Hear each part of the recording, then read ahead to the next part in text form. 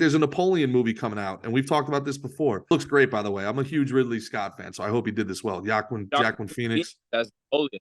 Oh, it looks fantastic. Those two getting back together, and they did such a great job together in Gladiator. Joker. Oh, that's right. That's Todd Phillips was Joker. That's right. Yeah. With But people think it's called a Napoleon complex. People think Napoleon was short. Napoleon was 5'7". He was average height, if not taller than most people in France at the time. It's pure British propaganda. Well, that was read about him, right? Yeah. They were saying that to make just insult him back then. That's right. That was also that was also a world war. People don't think about it as a world war, but that was a legit world war. They were fighting in France and Britain were fighting in the South Pacific. They were fighting in China. They were fighting in India. They were fighting in South America. They basically turned the oceans into their battleground. Like the Napoleonic Wars are badass, man. They really are. They're like legit. The entire world basically had to bound together with Britain to stop Napoleon. And they still really couldn't stop him. The only thing that could stop him, the Russian winter. The Russian winter got him. And so why did everyone stop him? He wanted hold on. Why did everybody want to stop Napoleon? What was his agenda? Oh, world domination. He was going to take over the world. He wanted to take over the world. He didn't just want to. He was doing it. He took over all of Europe. He was beating that ass, boy. He took over most of North Africa, basically put together the Roman Empire again. Named himself Emperor Napoleon. Why was he successful? Why was he successful? So successful? Well, he was a propaganda genius, and he was kind of the father of the Blitzkrieg.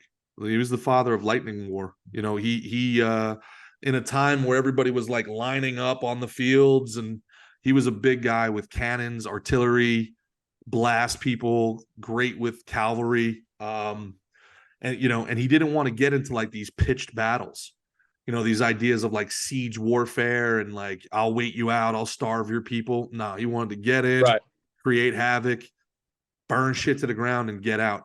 So you've ever seen the in Egypt, the what's it called? What's the thing called where it's like half a lion and then a face? Sphinx? The Sphinx. So you've seen like it has no nose and shit like that? Yeah. That's Napoleon's soldiers using it as target practice.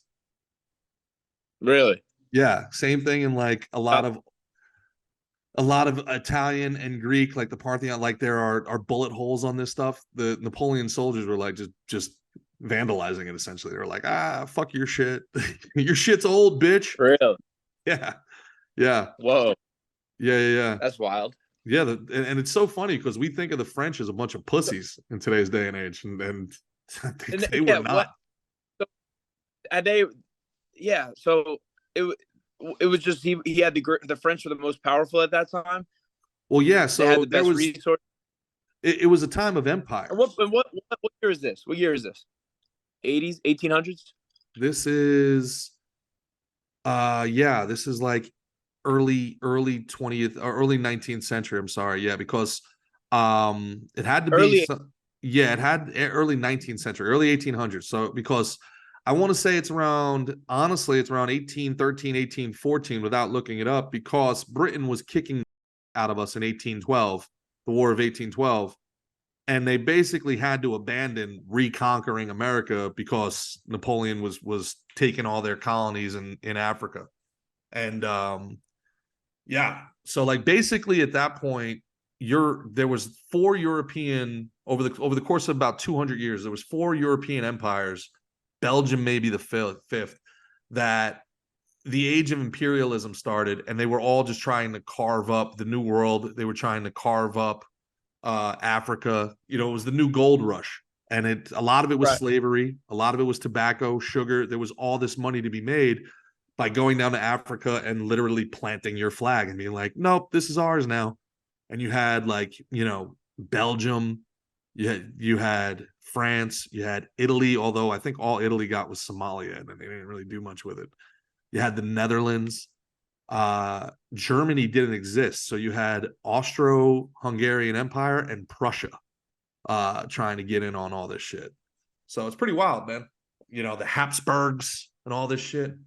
It's pretty amazing time in history, to be honest with you. So when he finally, like, when he met his end, was he like banished to like some sort of Yeah, he was island or exiled. something? So he did it twice. He escaped from Elba and tried to retake over shit.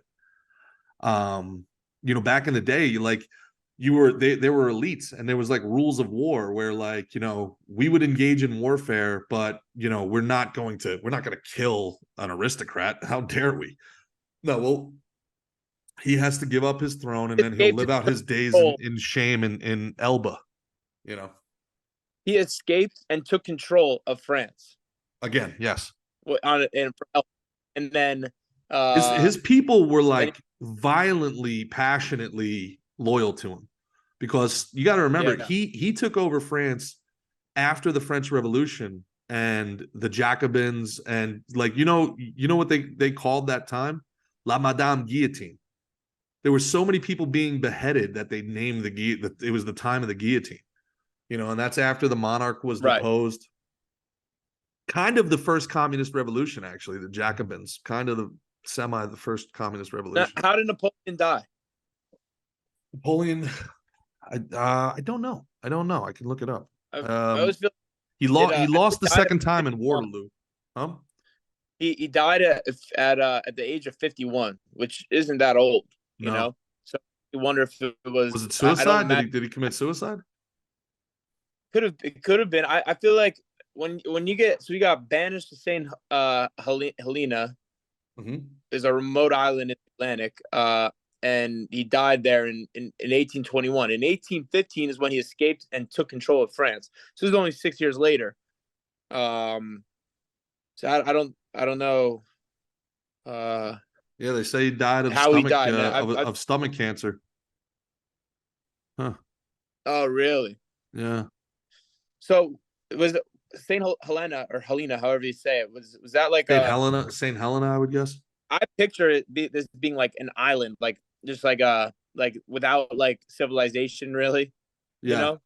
Well, that's kind of what So Elba was. Elba was just like kind of like Alcatraz, you know, Alcatraz Island. It was like an island off the coast of France, and it was like a prison island where it was like him and his, like, you know, his guards, and then that's it. who keeps exile? What's up? Who kept exiling him? Britain. The Britain king. was the big Britain power. exiled from France. Yeah. Okay, Yep. God, Yeah. I thought Britain. it was someone French. No, Britain beat him twice, and the first time, you know, the first time he was exiled was after, you know, his end came at Waterloo. I gotta brush up on it. I used to know this stuff all by heart, but I don't know, I'm getting old. I can't really remember. But Yeah, you know, that's kind of like, and it affects Americans in a huge I'm more way of a. because I'm more of like I like I'm like a Yankees fan and a Giants fan. yeah, I'm more into like the British than I am to, like the French. there's not as much difference as we think that there is. You know, for the first like 800 years of the British monarchy, they were either ruled by a Viking or someone from France, a Plantagenet. They spoke French in the English court for Really, hundreds of years. Yes. And a lot and of, goofy wigs and stuff. well, they got the goofy wigs because they all had fucking syphilis. So they wore that stuff to cover up the lesions on their head. Don't they still wear that shit in British court? Yeah, they do. They do. The high I'm courts pretty sure and that shit. the magistrates wear the like the fucking curled wigs and stuff.